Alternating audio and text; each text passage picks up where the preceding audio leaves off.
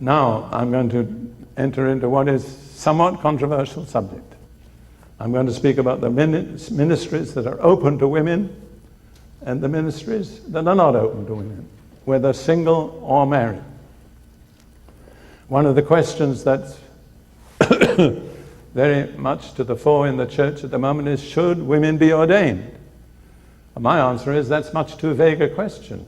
My answer is, ordained to do what? Personally, I don't attach too much importance to a religious ceremony of ordination. Jesus said, I have chosen you and ordained you. I have set you apart, you're mine. That's what really matters. I'm not saying there shouldn't be an ordination service, but I think it is secondary to God's ordaining. And so if people say to me, should women be ordained? I say, ordained to do what? To do some things and not to do others. Excuse me, I think I better blow my nose when I'm about it. Ruth, with her attention to detail, tells me that I should blow my nose rather than wipe it.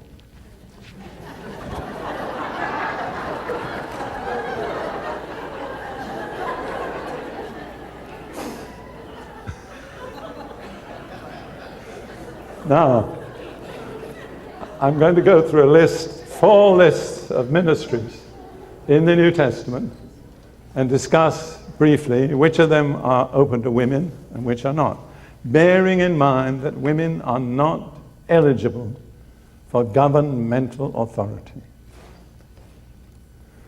There's a Bible teacher in Britain named David Pawson, maybe known to some of you. He and I are not close, but we're friends. He has published a book which says leadership is male. And basically, I think that's true. He's not very popular in some quarters, but I think he spoke the truth. I want to suggest to you that when it comes to governmental authority, normally it is not open to women. Now let's look at Romans 12, 6 through 8. Here's a list of different ministries. Having then gifts differing according to the grace that is given to us, let us use them. Let us use them. If prophecy, let us prophesy in proportion to our faith. Or serving, or teaching, or exhorting, or giving, or leading, or showing mercy. I think there are altogether 7 ministries mentioned. I would say of those 5 are open to women.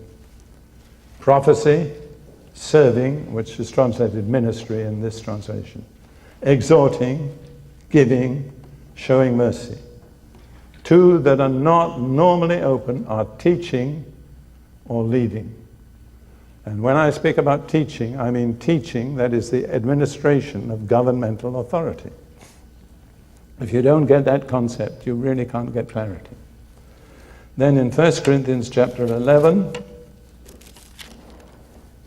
verse 5, Paul says, but every woman who prays or prophesies with her head uncovered dishonors her head.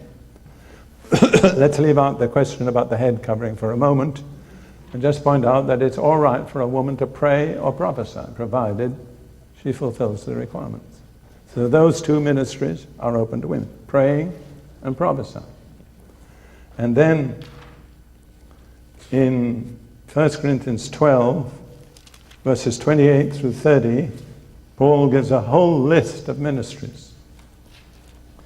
And God has appointed these in the church: first apostles, second prophets, third teachers, after that miracles, then gifts of healings, helps, administrations, varieties of tongues. Are all apostles? Are all prophets? Are all teachers? Are all workers of miracles? Do all have gifts of healings? Do all speak with tongues? Do all interpret? If you analyze that list, here are the ministries which I believe are open to women: prophets, miracles, healings, helps, administrations, tongues, and interpretation. That is 6. The 2 which would not normally be open are apostles and teachers. And then in Ephesians 4:11, the fourth list, it says, He himself, Christ, gave some to be apostles, some prophets, some evangelists, some pastors, and some teachers. There are 5 ministries there. Of them, I would say, prophets and evangelists are open to women. Apostles, pastors, and teachers are not normally open to women because they all involve governmental authority. And then, and this is one of the passages that many people find hard to swallow, in 1 Corinthians 14 and verse 34, 1 Corinthians 14, verse 34, Paul says, let women keep silent in the churches, for they are not permitted to speak, but they are to be submissive, as the law also says. Now, I've already pointed out in the same chapter, just a few verses higher up, Paul says a woman may pray or prophesy. So he's not saying that women have to sit with their mouths closed all the time. I think the key to understanding this is understanding the word church, which in Greek is ecclesia, from which we get the English word ecclesiastic and so on.